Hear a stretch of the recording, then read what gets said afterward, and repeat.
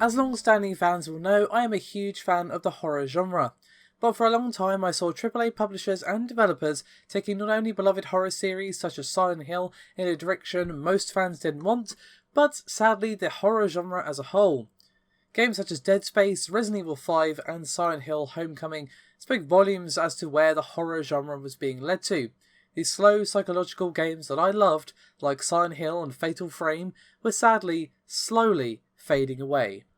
That's not to say there were zero good horror games coming out in this period. However, they were becoming fewer and fewer, and previously reliable series were being transformed into action horror Hollywood set pieces. As someone who loves the oppressive Japanese style of horror games, it was a depressing time. But one developer steadfastly kept cracking at it, alongside others of course, but in 2010 they released none other than Amnesia The Dark Descent. The game exploded onto the YouTube scene in particular, with countless Let's Players taking to the Scarecam to play through Frictional Games' truly terrifying experience. But while YouTube definitely played a role in exposing the game to such a wide audience, it was of course the game's brilliance that spoke to that audience and made it so popular with the people watching, and of course the people who decided to pick it up as a result. I've spoken before on what makes Amnesia such a great horror game, so that isn't really what I want to focus on today. The focus is on the impact that Amnesia made, and basically how it revitalised the horror genre, in my opinion. As I mentioned, before Amnesia exploded onto the gaming scene, horror was becoming increasingly actiony. So when Amnesia came along with its slow, plodding, atmospheric gameplay, horror fans everywhere, including myself of course, rejoiced. Obviously this was great for Frictional Games, but it was great for us as well, as we started to see significant change in the industry. Now of course, we did see this take a while to reach the upper echelons of AAA, but we saw interest from developers in making actual horror games again.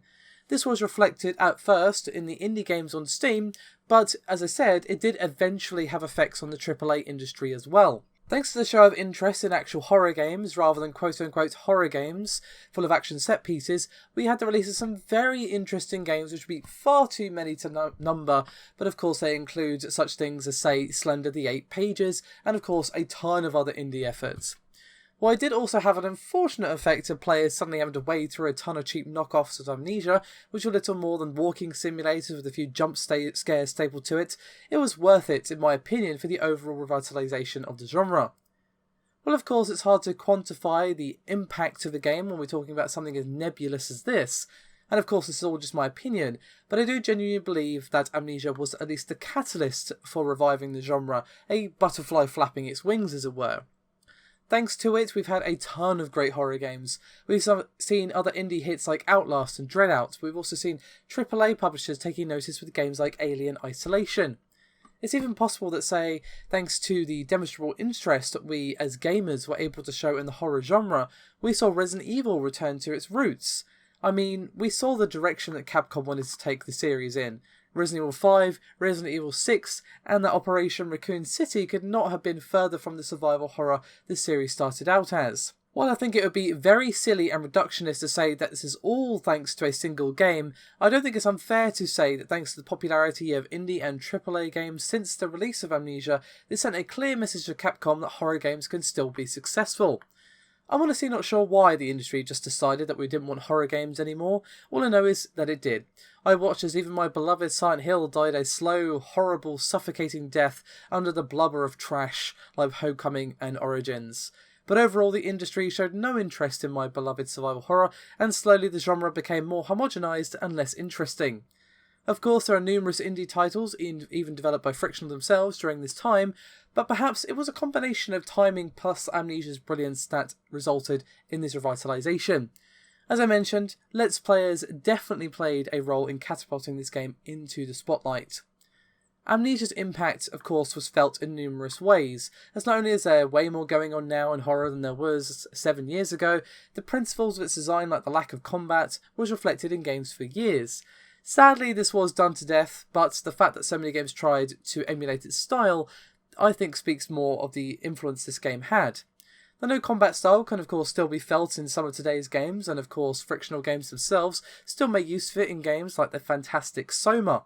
Although we have thankfully managed to move away from a bunch of games copycatting Amnesia, although of course there will always be a flavour of the month that people try to emulate, that is just the nature of things, many of the core design principles of the game are still felt. Some of these principles, of course, have remained as they themselves were a callback to core survival horror principles, and again I think it would be silly to say that all games are now emulating Amnesia. Again, I do think it still has some influence on horror games now, and again, I do think it can be thanked, at least in part, for bringing the genre back to life. Many developers took the chance of interest again to scare us silly once more, and I'm glad they did.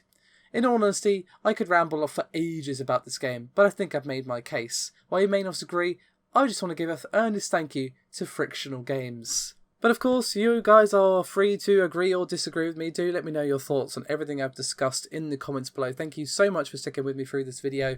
Your support does mean a great deal to Paul and myself, of course. So, like, subscribe, all that good stuff. But all in all, just thank you for watching. Bye-bye.